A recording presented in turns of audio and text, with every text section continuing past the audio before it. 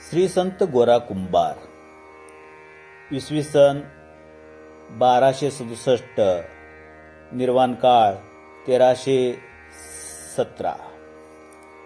संत मांदेळ्यातील एक ज्येष्ठ व संत श्री गोरोबा कुंभार हे तेरढोकी येथे राहून कुंभार कामाचा व्यवसाय करीत हे निष्ठावंत विठ्ठलभक्त होते.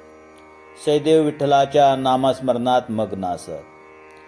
एकदा ते माती तुडवीत असता असेच हरिचिंतनात तल्लीन झाले होते.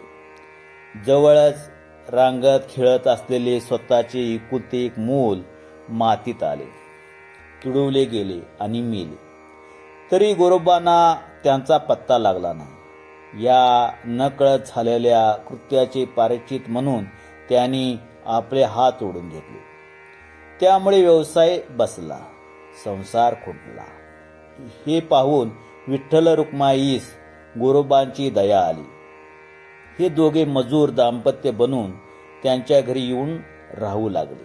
व्यवसाय पुन्हा बहरला. तेवढ्यात पंढरीची वारी आली. श्री ज्ञानेश्वर नामदेवादी संत मंडळी पंढरीस निघाले. त्यांचा मुक्काम तेर येथे पडला.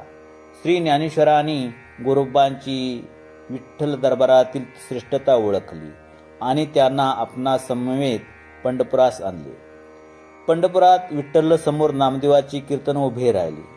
ते रंगले आणि आता सर्वांनी दोन्ही हात उंचावून विठ्ठलाचा गजर करावा असे म्हणताच गोरोबाने आपले थोटे हात अभावितपणे उचलले.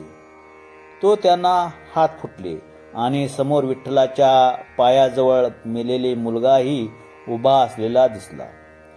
सर्वांना यांचा आनंद झाला आणि विठ्ठलाचा अपार करुणेचे व कृपेचे रोकडी प्रचिती आली.